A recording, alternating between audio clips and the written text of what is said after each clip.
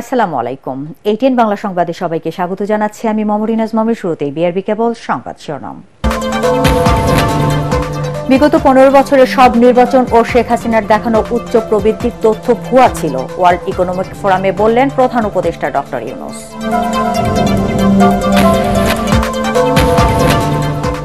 111-এ BNP বেশি ক্ষতিগ্রস্ত বললেন মির্জা আব্বাস। দল গঠনের উদ্যোগে অন্তর্বর্তী সরকারের নিরপেক্ষতা নিয়ে প্রশ্ন উঠেছে মন্তব্য রেজভির।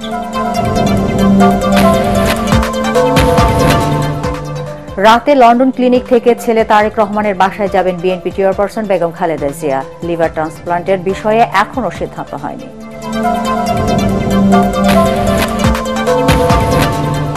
গত 6 মাসে বিদ্যুৎ বিভাগের কাছে জ্বালানি ভিত্তিক কেন্দ্রগুলোর পাওনা 18,000 কোটি টাকা।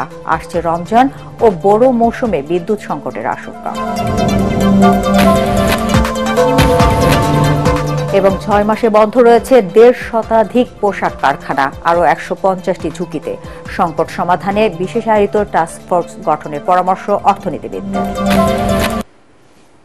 শুনছিলেন বিআরবি কেবল সংবাদ শিরোনাম। তরুণ প্রজন্মের আকাঙ্ক্ষা অনুযায়ী দেশ গড়তে অন্তর্বর্তী সরকার কাজ করছে বলে জানিয়েছেন প্রধান উপদেষ্টা doctor Mohammad Yunus. World economic ফোরামের আলোচনায় তিনি এই কথা জানান। ডক্টর ইউনূস বলেন, গত 15 বছরে বাংলাদেশে যত নির্বাচন হয়েছে তা সবই ভুয়া। যেসব নির্বাচনে কেউ ভোট দিতে পারেনি। এছাড়া মেটার সাথে এক বৈঠকে ফেসবুকে মিস ইনফরমেশন প্রতিরোধে কার্যকর ভূমিকা নেওয়ার আহ্বান জানান প্রধান উপদেষ্টা। আরও জানাচ্ছেন ইয়াসিন রানা। সুইজারল্যান্ডের ডাভোসে ওয়ার্ল্ড ইকোনমিক ফোরামের বিশেষ আলোচনায় অংশ নেন প্রধান উপদেষ্টা ডক্টর মোহাম্মদ ইউনূস। এতে বাংলাদেশের ছাত্র জনতার গণ অভ্যুত্থানের গল্প তুলে ধরেন তিনি। পাশাপাশি পতিত শেখ হাসিনা সরকারের অন্যায় দুর্নীতির কথাও এই বিশ্ব ফোরামে আলোচনা করেন। ডক্টর ইউনূস বলেন, শেখ হাসিনার দুর্নীতির রেকর্ড সংরক্ষণ করা হবে। শেখ হাসিনার সময় ভুয়া নির্বাচনগুলোতে কেউ ভোট দিতে পারেনি বলেও জানান প্রধান উপদেষ্টা। The regime that ruled the country, all fake elections. Nobody voted, but she got elected for herself as they wish. So it's a single person regime which commanded everything, and that's what made all the people and the students furious. তিনি বলেন, অন্তর্বর্তী সরকার তরুণ প্রজন্মের আশা আকাঙ্ক্ষার বাস্তবায়ন করবে। The amount of money laundered away from the country, from the banking system, the total amount they've estimated, calculated, it's about $17 billion from the banking system, just laundered away. The students were saying, we will have to build a new Bangladesh. They don't have to see anything connected with the old Bangladesh. So that's a big task for us. How to define that new Bangladesh, how to start that new Bangladesh. And we are committed to create that new Bangladesh. এছাড়া world economic ফোরামের সাইডলাইনে climate hub সেমিনারে অংশ নেন doctor Yunus. So the whole country has expectation now. Managing their expectation is a big task for us, because they want everything to happen right now. If you are a government, if you have the power, why can't you do it? You have to do it now. এদিন বিশ্বব্যাংকের managing director Anna বিজার্ড এর সাথে sideline বৈঠক করেন professor Yunus. এছাড়া মেটার global affairs প্রধান sir নিক ক্লেগের সাথে বৈঠকে ফেসবুকে অসত্য ও ভুয়া সংবাদ প্রতিরোধে কার্যকর ভূমিকা রাখার অনুরোধ করেন প্রধান উপদেষ্টা ডক্টর ইউনূস। ইয়াসিন রানা, এটিএন বাংলা। এদিকে সাবেক প্রধানমন্ত্রী শেখ হাসিনার আমলে দেখানো উচ্চ প্রবৃদ্ধির তথ্য ভুয়া ছিল বলে জানিয়েছেন প্রধান উপদেষ্টা ডক্টর মোহাম্মদ ইউনূস। এতদিনে বিশ্ববাসী কেন শেখ হাসিনার দুর্নীতি নিয়ে কথা বলেনি সে প্রশ্নও তোলেন তিনি। সুইজারল্যান্ডে ওয়ার্ল্ড ইকোনমিক ফোরামের বার্ষিক সম্মেলনের ফাঁকে ব্রিটিশ বার্তা সংস্থা রয়টার্সকে দেওয়া সাক্ষাৎকারে ডক্টর ইউনূস এসব কথা বলেন। রয়টার্সের প্রতিবেদনে বলা হয়েছে, 15 বছর ক্ষমতায় থাকাকালে দেশের অর্থনীতি ও বিশাল গার্মেন্টস শিল্পকে ঘুরে দাঁড় করানোর কৃতিত্ব দেওয়া হয় শেখ হাসিনাকে, অথচ তার বিরুদ্ধে মানবাধিকার লঙ্ঘন এবং বাক স্বাধীনতা ও ভিন্ন মতকে দমন করার অভিযোগ রয়েছে। ডক্টর ইউনূস বলেন, এর জন্য পুরো বিশ্ববাসী দায়ী। এ সময় অন্তর্ভুক্তিমূলক প্রবৃদ্ধির গুরুত্ব ও সম্পদের বৈষম্য কমানোর প্রয়োজনীয়তার উপর জোর দেন প্রধান উপদেষ্টা।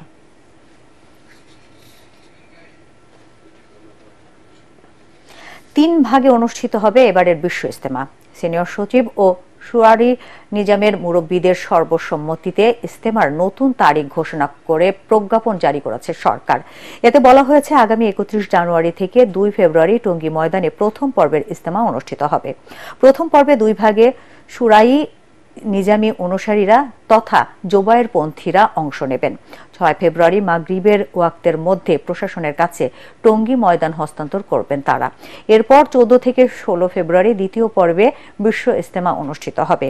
এতে অংশ নেবেন তাবলিগ জামায়াতের সাদপন্থীরা।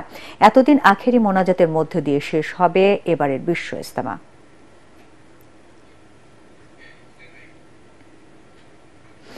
বিএনপি গণতন্ত্র প্রতিষ্ঠার ধারক মন্তব্য করে দলটির স্থায়ী কমিটির সদস্য মির্জা আব্বাস বলেছেন, যারা বিএনপির উদ্দেশ্য নিয়ে প্রশ্ন তুলবে তাদের লক্ষ্যই ভালো নয়।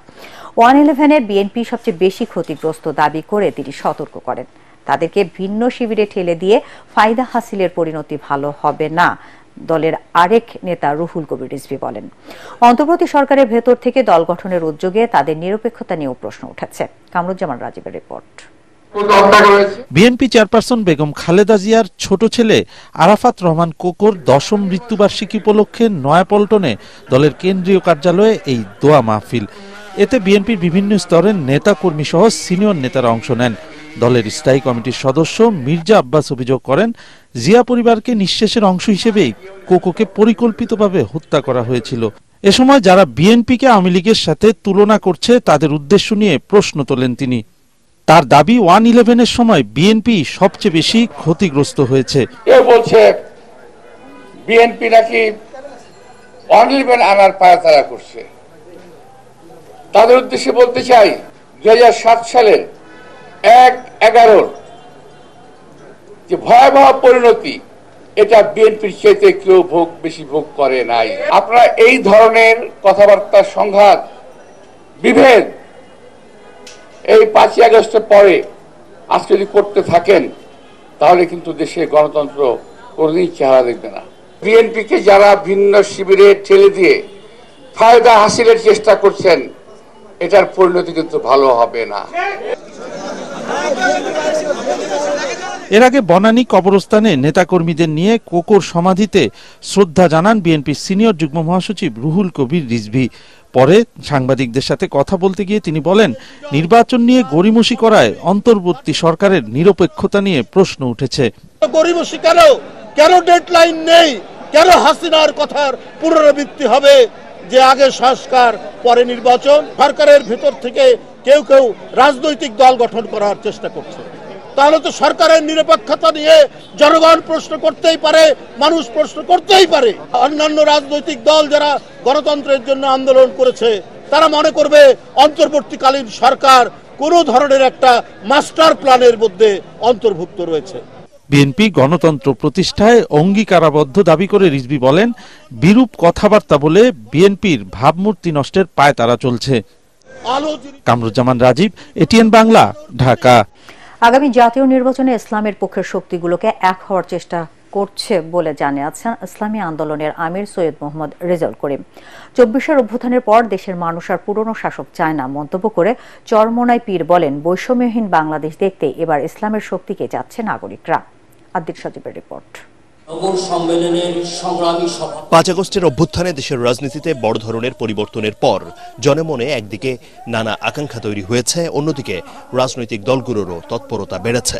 কোনো কোনো ক্ষেত্রে গণঅভ্যুত্থানে নেতৃত্ব দেয়া ছাত্রদের সঙ্গে অন্যতম বড় রাজনৈতিক দল বিএনপির বিপরীতমুখী অবস্থান সামনে এসেছে। এসব নিয়ে রাজনৈতিক দলগুলো নানা কথা বলছে। প্রধান রাজনৈতিক দলটি তারা বিকল্প গ্রহণ করতে পারছে না, মেনে নিতে পারছে না। আমরা বলবো আপনারা রিয়েলিটি মাইনা নেন। জনগণ বিকল্প চাচ্ছে। যাদের নাকি ব্যক্তি দলীয় স্বার্থকে অগ্রাধিকার দেয় দেশের চেয়ে, মানবতার কল্যাণের চেয়ে, আমাদেরকে সিঁড়ি বানিয়ে ওরা ক্ষমতার মসনদে উঠে তারা এই সুন্দর দেশটাকে 5 বার দুর্নীতিতে চ্যাম্পিয়ন, চোরের দিক থেকে ফাঁস বানিয়েছে। ওই স্বার্থন্বেষী মহলদের আর আমরা সিঁড়ি হিসাবে পরগাছা না হই। রাজধানীর ইঞ্জিনিয়ার্স ইনস্টিটিউশন মিলনায়তনে ইসলামী আন্দোলন বাংলাদেশের আমির সৈয়দ মোহাম্মদ রেজাউল করিম বলেন, দেশের মানুষ অনেক শাসক দেখেছে, এবারের নির্বাচনে তারা ইসলামকে সামনে এগিয়ে নেবে, সেজন্য ইসলামী শক্তিকে এক করার চেষ্টাও জোরালো হয়েছে।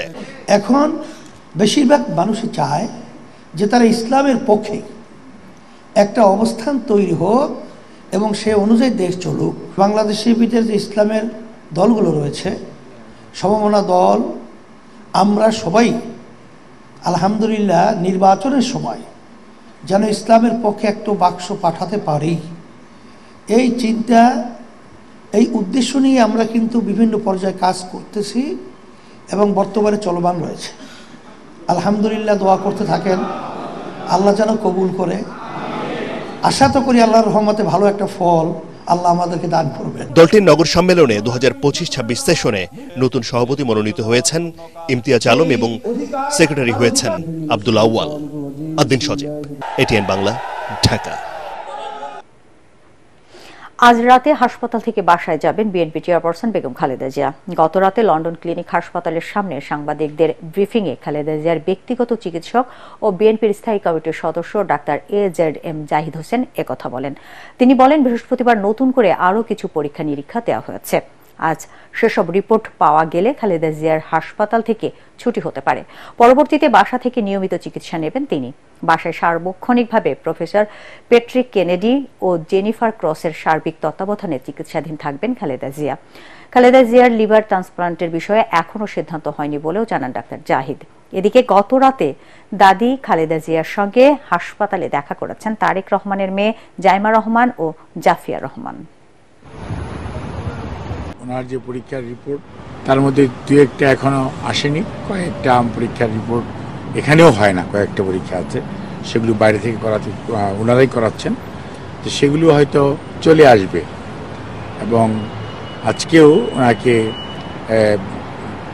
এখানকার বিশেষজ্ঞ এবং কিংস কলেজের বিশেষজ্ঞ ওরা ওনাকে দেখেছেন, ওনার পরীক্ষা করে স্বাস্থ্য পরীক্ষা করেছেন, আমাদের ডাক্তার সাহেবদের সাথে কথা বলেছেন। আমাদের দলের ভারপ্রাপ্ত চেয়ারম্যান জনাব তারেক রহমান এবং ওনার সহধর্মিনী জুবাইদা রহমান এবং শামেলা রহমান সহ ওনার নাতনিরা উপস্থিত ছিলেন। বাঙালি জাতির স্বাধিকার আন্দোলনের অন্যতম প্রধান মাইল ফলক ৬৯-এর ঐতিহাসিক গণ অভ্যুত্থান দিবস আজ। মুক্তিকামী নিপীড়িত জনগণের পক্ষে জাতির মুক্তি সনদ খ্যাত ৬ দফা ও পরবর্তীতে ছাত্র সমাজের দেওয়া ১১ দফা কর্মসূচির প্রেক্ষাপটে সংঘটিত হয়েছিল এই গণ অভ্যুত্থান। এর ফলে পাকিস্তানের সামরিক শাসক আইয়ুব খান পদত্যাগ করতে বাধ্য হন। SM আশরাফের report. মুষ্টিবদ্ধ হাত, দৃঢ় চোয়াল আর অগ্নি স্ফুলিঙ্গের মতো অভিব্যক্তি, এক ছবি ৬৯-এর গণঅভ্যুত্থানের প্রতীকী চিত্র। এভাবেই সেই দিনগুলিতে পাকিস্তানি শাসক গোষ্ঠীর দমন পীড়নের বিরুদ্ধে ক্রোধ আর উত্তেজনা স্রোতের মতো প্রবাহিত হয় বাঙালির শরীরে। মূলত রক্তে আগুন বয়ে যায় ১৯৬৯-এর ২০ জানুয়ারি ঢাকা বিশ্ববিদ্যালয়ে ছাত্র সভা ও প্রতিবাদ মিছিলের কর্মসূচিতে পুলিশের গুলিতে আসাদ নিহত হলে বীর মুক্তিযোদ্ধা আব্দুস সালাম তার স্মৃতিচারণে নিয়ে যান সেই দিনগুলিতে।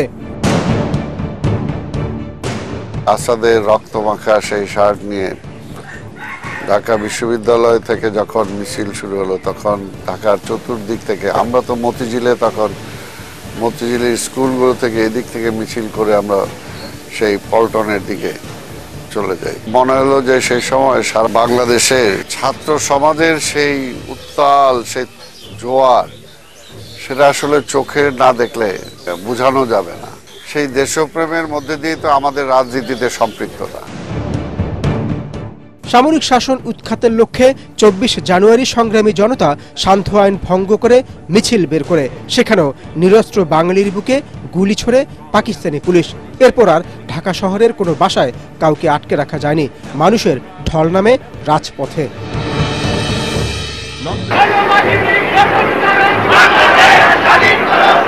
অনেক হয়তো পরিবার জানতো না, যেমন এখন যেটা দেখছে যে পরিবারে বাবা মা হাত ধরে তাদেরকে নিয়ে আসতেছে, আমাদেরকে হাত ধরে নিয়ে আসে নাই। চেতনাটা মানে সেই সময় স্কুলের মধ্যে, যেটা আমি বারবার বলতে চাইতেছি, যে সে সময় স্কুলে পড়াকালীন ছাত্রছাত্রীদের যে চেতনা, তাই না, যে মূল্যবোধ, সেই সময় দেশপ্রেম ৫২ থেকে শুরু হয়েছে, ৬৯-এ সেটা পূর্ণতা পেয়েছে। ছাত্র রাজনীতির মধ্য দিয়ে একটা দেশ পরিবর্তন করা যায়, একটা দেশকে স্বাধীনতা যুদ্ধের দিকে নিয়ে যাওয়া যায়, সেটা মূল ভিত্তি হলো ঊনসত্তর।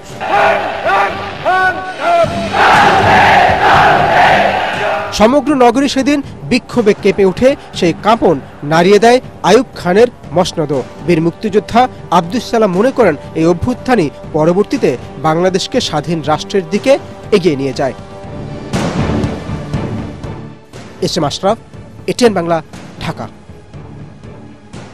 বকেয়া পরিশোধ না করলে আসছে রমজান ও বড় মৌসুমে তীব্র বিদ্যুৎ সংকটে পড়তে পারে সারা দেশ, এমন আশঙ্কা বেসরকারি বিদ্যুৎ উৎপাদন প্রতিষ্ঠানগুলোর সংগঠন বিপ্পার।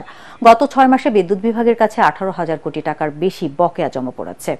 টাকার অভাবে জ্বালানি তেল আমদানি করতে না পারায় অন্তত 3,000 মেগাওয়াট বিদ্যুৎ ঘাটতি হবে বলে জানান তারা।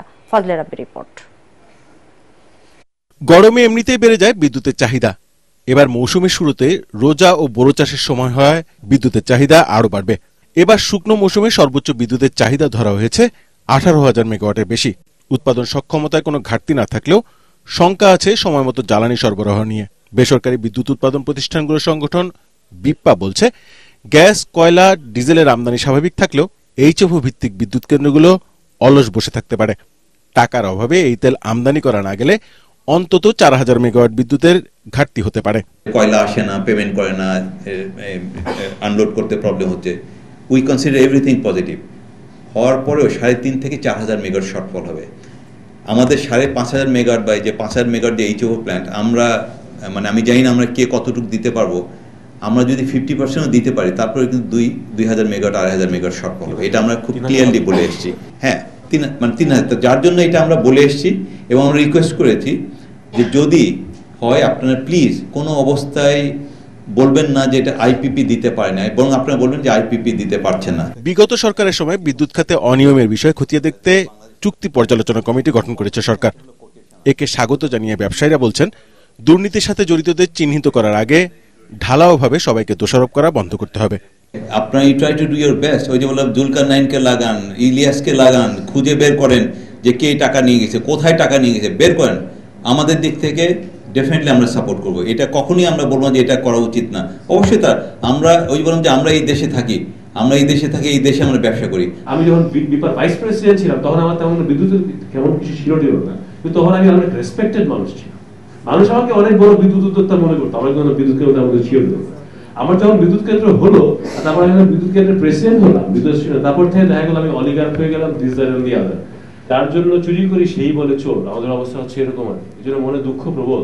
এদিকে অর্থ সংকটে ভুগতে থাকা বিদ্যুৎ বিভাগ আরেক দফা দাম বাড়িয়ে পরিস্থিতি সামাল দেওয়ার কথা ভাবছে। এমনটি হলে চড়া মূল্যস্ফীতির মধ্যে আরেক দফা বাড়তে পারে জীবনযাপনের খরচ। ফজলে রাব্বি, এটিএন বাংলা, ঢাকা। এখনো শিল্প অঞ্চলগুলোতে শ্রমিক অসন্তোষ বন্ধ হয়নি। 5 আগস্টের পর এখন পর্যন্ত 1.5 শতাধিক রপ্তানিমুখী পোশাক কারখানা বন্ধ হয়ে গেছে বলে জানাচ্ছেন ব্যবসায়ীরা। তাদের মতে আইন শৃঙ্খলা পরিস্থিতির উন্নতি না হলে নতুন করে আরো 150টি কারখানা বন্ধ হওয়ার ঝুঁকিতে রয়েছে। সংকট সমাধানে বিশেষায়িত টাস্কফোর্স গঠনের পরামর্শ দিয়েছেন অর্থনীতিবিদরা। শারফুল আলমের রিপোর্ট। গত বছর জুড়ে গ্যাস বিদ্যুতের সংকটে ছিল রপ্তানিমুখী শিল্প কলকারখানা। সুদের হার বৃদ্ধি, ডলারের চড়া মূল্য ও রাজনৈতিক অনিশ্চয়তার কারণে এই খাতের উদ্যোক্তারা নতুন করে ব্যবসা বাড়াতে পারেননি। তার উপর শ্রমিক অসন্তোষে অস্থিরতা বাড়ে পোশাক কারখানায়। ছাত্র জনতার আন্দোলনের পর পরিস্থিতি কিছুটা স্বাভাবিক হলেও সাভার আশুলিয়া অঞ্চলের পোশাক কারখানায় অস্থিরতা এখনো কাটেনি, বরং থেমে থেমে শ্রমিক আন্দোলনে ব্যাহত হচ্ছে কর্মসংস্থান ও জাতীয় আয়। শ্রমিকদের অসন্তোষ আছে, ব্যাংকের চরম অসহযোগিতা আছে। এই সবকিছু মিলিয়ে এখন ফ্যাক্টরিগুলির করুণ অবস্থা যাচ্ছে। কতগুলি শ্রম অসন্তোষ অতীতে ঘটেছে বা এখনো ঘটছে, তার পিছনে খুঁজলে পাবেন কেউ না কেউ তাদেরকে ইন্ধন দিচ্ছে। তাদের টার্গেটই হচ্ছে অর্থনীতিটাকে পঙ্গু করে দেওয়া, এই বিশাল জনগোষ্ঠীকে কর্মহীন করে দেওয়া। গত 1 বছরে প্রায় 150-র উপরে ফ্যাক্টরি কিন্তু বন্ধ হয়ে গেছে এবং আগামী 1 বছর আরো 100-র উপরে ফ্যাক্টরি বন্ধ হবে। যে বর্তমান যে সিচুয়েশন চলছে, শ্রমিকদের সাথে কাউন্সেলিংটা করতে হবে। দ্বিতীয়ত হচ্ছে, যদি কাউন্সেলিং এর পরেও যদি তারা ভায়োলেন্স তৈরি করে, সেই জায়গাটাতে সরকারকে কঠোর হতে হবে, এছাড়া আর কোনো বিকল্প নেই। পণ্য রপ্তানির ইতিবাচক ধারায় ফিরলেও সংকট কাটেনি পোশাক কারখানাগুলোতে। ব্যবসায়ী ও অর্থনীতিবিদরা বলছেন, সুশাসন ও শ্রম পরিস্থিতির উন্নতি না হলে সম্ভাবনার পরও পিছিয়ে পড়তে পারে দেশের অর্থনীতি। যেগুলোতে আগুন ধরে দেওয়া হচ্ছে সেখানে তো একটা নিরাপত্তাহীনতা তৈরি হচ্ছে। অন্য কারখানাগুলো কিন্তু একটা ঝুঁকির মধ্যে পড়ে যাচ্ছে, তারাও কিন্তু আর ভয়ের মধ্যে আছে যে কখন তার কারখানার উপরে গিয়ে আক্রমণটা হয়। তো এই অবস্থায় একটা বিশেষ টাস্কফোর্স গঠন করে সেখানে আইনগত যে বিষয়গুলো রয়েছে, আইন শৃঙ্খলা বাহিনী সংযুক্ত করতে হবে। যদি আমরা আস্থার পরিবেশ এটা তৈরি করতে পারি, তাহলে সেক্ষেত্রে যারা একটু খারাপ অবস্থাতে আছেন, যেগুলো আরো বন্ধ হওয়ার ঝুঁকির মধ্যে আছে, সেগুলোকে আস্তে আস্তে মূল ধারায় ফিরিয়ে নিয়ে আসার, যেগুলো অলরেডি বন্ধ হয়ে গেছে সেগুলো আবার কিভাবে চালু করা যায়, তার জন্য কিছু ফাইন্যান্সিয়াল এইড দিতে হবে এবং সবাইকে একটা স্বস্তির জায়গাতে নিয়ে আসতে হবে। শ্রম ও রাজনৈতিক সংকট কাটিয়ে নতুন বাজারে পণ্য রপ্তানির যে সুযোগ এসেছে তাকে কাজে লাগানোর পরামর্শ দিয়েছেন বিশেষজ্ঞরা। শারফুল আলম, এটিএন বাংলা, ঢাকা। ছোট উদ্যোগে মানব সভ্যতার বিকাশ এই প্রতিপাদ্যে যশোরের master crafts person orientation programme অনুষ্ঠিত হয়েছে। সদর উপজেলার পুলেরহাট আদ্দিন ওয়েলফেয়ার সেন্টারের হলরুমে রেস প্রকল্পের আওতায় দুদিনের এই কর্মশালায় প্রধান অতিথি ছিলেন প্রতিষ্ঠানের ডিজিএম শহীদুল ইসলাম। তিনি জানান, কারিগরি দক্ষতা অর্জনের মাধ্যমে বেকারত্ব দূর করাই এই কার্যক্রমের উদ্দেশ্য।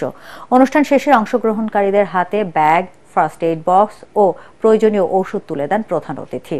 এ সময় উপস্থিত ছিলেন রেজ প্রজেক্টের সমন্বয়কারী মনিরুল ইসলাম, দক্ষতা উন্নয়ন কর্মকর্তা হেলাল উদ্দিন ও ক্রেস ম্যানেজমেন্ট কর্মকর্তা মনিরুল ইসলাম। কার্যক্রমে 20 জন দক্ষ ওস্তাদ উপস্থিত ছিলেন। এদিকে মাগুরা জেলার আরপাড়া শাখার আদ্দিন ওয়েলফেয়ার সেন্টারে গত 16 জানুয়ারি থেকে 16 দিন ব্যাপী চলছে ব্যবসা ব্যবস্থাপনা ও উদ্যোগ উন্নয়ন বিষয়ক প্রশিক্ষণ কর্মশালা। প্রধান অতিথি হিসেবে উদ্বোধন করেন প্রতিষ্ঠানের পরিচালক ফজলুল হক। এবার আল আরাফা ইসলামী ব্যাংক অর্থ সংবাদ।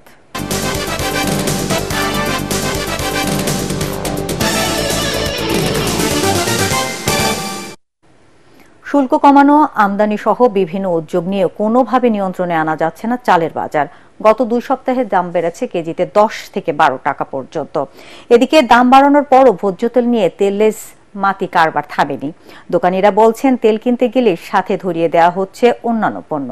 সবজির দামেও স্বস্তি ফিরলেও বাড়তি মুরগির বাজার। রাজধানীর বাজার ঘুরে আরো জানাচ্ছেন হুমায়ুন চিস্তি। চাল নিয়ে চলছে চালবাজি। দাম নিয়ন্ত্রণে শুল্ক কমানোর পাশাপাশি বিভিন্ন দেশ থেকে প্রায় 9 লাখ টন চাল আমদানির সিদ্ধান্তের কথা জানান খাদ্য উপদেষ্টা। তবে এর কোনো প্রভাব পড়েনি চালের বাজারে, বরং গত 2 সপ্তাহে দাম আরো বাড়তি। গত ধরেন 1 মাস থেকে মিনিকেট এবং আদেশাল এত দাম বাড়ছে যে নাগালের বাইরে। এক বস্তাতে 300 থেকে 350 টাকা বাড়ছে। আগে 70 টাকার মিনিকেট চাল এখন 80 টাকা 78 টাকা কিনতে হচ্ছে। মেলেই যদি রেট কম না আসে তাহলে আমরা কিভাবে কম দিব? চালের মতোই গত 1.5-2 মাস ধরে ঊর্ধ্বমুখী মুরগির বাজার। ব্রয়লার 200 টাকা, দেশি 550 এবং পাকিস্তানি কক মুরগি বিক্রি হচ্ছে 320 টাকা কেজি। আপনাদের যে সেটা 10 পয়সার নেই মাসে, ওইরকম সবাই 10 পয়সা ব্যবসা খুব চলতেছে, যার জন্য মালে কিন্তু কোনো ঘাটতি নাই, কিন্তু চাহিদা বেশি। কয়েকদিন আগেই সংকটের নানা নাটকীয়তায় বাড়ানো হয়েছে ভোজ্য তেলের দাম। তবে তেল নিয়ে তেলেসমাতি কারবার থামেনি। বাজারে আবারও বন্ধ তেলের সরবরাহ। দোকানীদের অভিযোগ, তেল কিনতে জুড়ে দেয়া হচ্ছে নানা শর্ত। গত সপ্তাহে কিছু তেল দিছে, এই সপ্তাহ তেল দিচ্ছে না।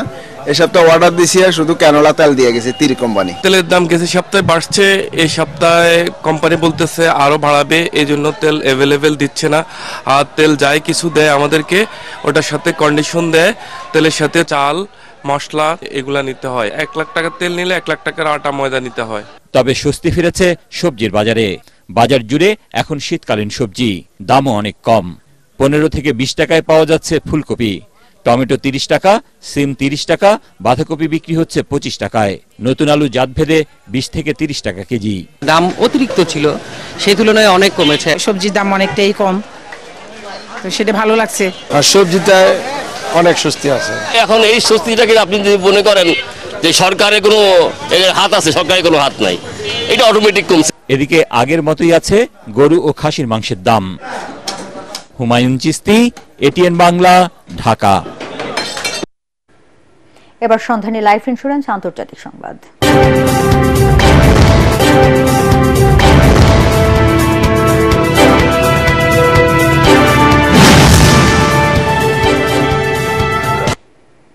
প্রেসিডেন্ট ডোনাল্ড ট্রাম্পের জন্মসূত্রে নাগরিকত্ব বাতিলের আদেশ আটকে দিল আদালত। দেশটির সিয়াটেল ভিত্তিক বিভাগীয় বিচারক জন কেনেগর জন্মসূত্রে নাগরিকত্ব বিষয়ে ট্রাম্পের নির্বাহী আদেশ অস্থায়ীভাবে আটকে দিয়েছেন। ওই আদেশকে সংবিধান পরিপন্থী বলে উল্লেখ করেন বিচারক। ওয়াশিংটন, অ্যারিজোনা, ইলিনয় ও ওরিগানো রাজ্যের আবেদনের প্রেক্ষিতে আদালত এই রায় দেন। তবে এই রায়ের বিরুদ্ধে আপিল করবেন বলে জানিয়েছেন প্রেসিডেন্ট ট্রাম্প। এদিকে ট্রাম্পের ওই আদেশের পর যুক্তরাষ্ট্রের গণহারে সিজারের দিকে ঝুঁকছেন ভারতীয় গর্ভবতী নারীরা। যুক্তরাষ্ট্রে জন্মসূত্রে নাগরিকত্ব পাওয়ার 127 বছরের রীতি বাতিলে গত সোমবার নির্বাহী আদেশ সই করেন নতুন প্রেসিডেন্ট ডোনাল্ড ট্রাম্প। এবার জানাবো পার্টেক্স খেলার খবর।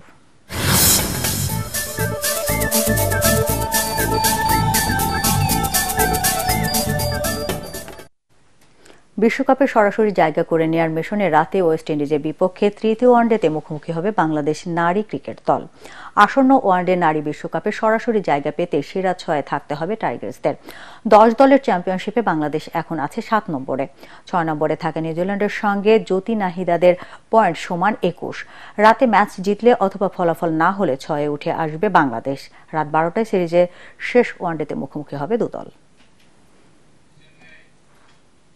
শেষ করার আগে বিআরবি কেবল সংবাদ শিরোনাম আরেকবার। বিগত 15 বছরে সব নির্বাচন ও শেখ হাসিনার দেখানো উচ্চ প্রবৃদ্ধির তথ্য ভুয়া ছিল, ওয়ার্ল্ড ইকোনমিক ফোরামে বললেন প্রধান উপদেষ্টা ডক্টর মোহাম্মদ ইউনূস। 111-এ বিএনপি বেশি ক্ষতিগ্রস্ত বললেন মির্জা আব্বাস। দল গঠনের উদ্যোগে অন্তর্বর্তী সরকারের নিরপেক্ষতা নিয়ে প্রশ্ন উঠেছে, মন্তব্য রিজভির।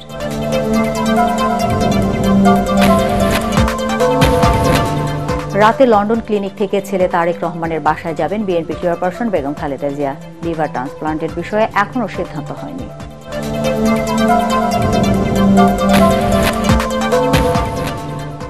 গত 6 মাসে বিদ্যুৎ বিভাগের কাছে জ্বালানি ভিত্তিক কেন্দ্রগুলোর পাওনা 18,000 কোটি টাকা। আসছে রমজান ও বোরো মৌসুমে বিদ্যুৎ সংকটের আশঙ্কা। এবং 6 মাসে বন্ধ হয়েছে 1.5 শতাধিক পোশাক কারখানা। আরও 150টি ঝুঁকিতে সংকট সমাধানে বিশেষায়িত টাস্কফোর্স গঠনের পরামর্শ অর্থনীতিবিদদের। দর্শক, পরবর্তী সংবাদ দেখার আমন্ত্রণ জানিয়ে এখনকার মতো শেষ করছি। এটিএন বাংলা সংবাদ ইউটিউবে দেখতে ব্রাউজ করুন youtube/ATN Bangla News। ধন্যবাদ সবাইকে।